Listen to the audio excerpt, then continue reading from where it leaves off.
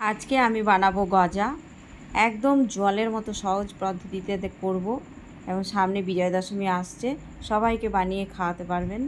আমি নিয়ে নিয়েছি 2 কাপ ময়দা, একটু কালো জিরে নিয়েছি, একটু নুন দিলাম, আর দেবো 4 টেবিল চামচ মতো ঘি দিয়ে ময়ামটাকে বেশ ভালো করে সময় দিয়ে মেখে নেব। এই যে একটু দেখে নেব ময়ামটা ঠিক এরকম হলে পারে অল্প অল্প জল দিয়ে একটা ডো তৈরি করে নেব। ময়দাটা কিন্তু ভালো করে মাখবো না, জাস্ট একটু মেখে নিয়ে ঢাকা দিয়ে রাখবো 10 মিনিটের জন্য। আমি ক্লিন করে নিলাম ফ্লোরটাকে, তারপরে বড় দুটো লেচি করে এভাবে বেলে নেব। এই যে ঠিক মোটা, এরকম মোটা রাখবো। তারপরে ছুরির সাহায্যে লম্বা চৌকো যেভাবেই হোক কাটলেই হলো। এই আমি চৌকো চৌকো করে শেপ দিয়ে নিয়েছি, সবগুলো করে নিলাম। এবার আমি কড়াইতে বেশ খানিকটা তেল দিয়ে গরম হতে দিয়েছি।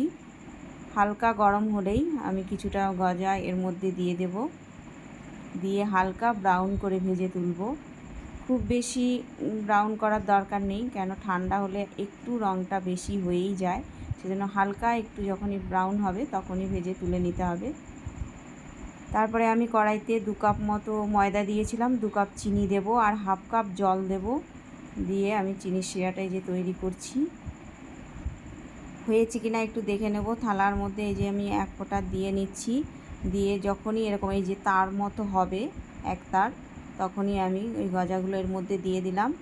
দিয়ে ভালো করে এপিট ওপিট করে গ্যাসের ফ্লেমটাকে বাড়িয়ে দেব, দিয়ে একদম শুকিয়ে ফেলবো। যতক্ষণ চিনির শিরাটা থাকবে ততক্ষণ নাড়তে থাকবো। বাড়িতে বানান। ধন্যবাদ।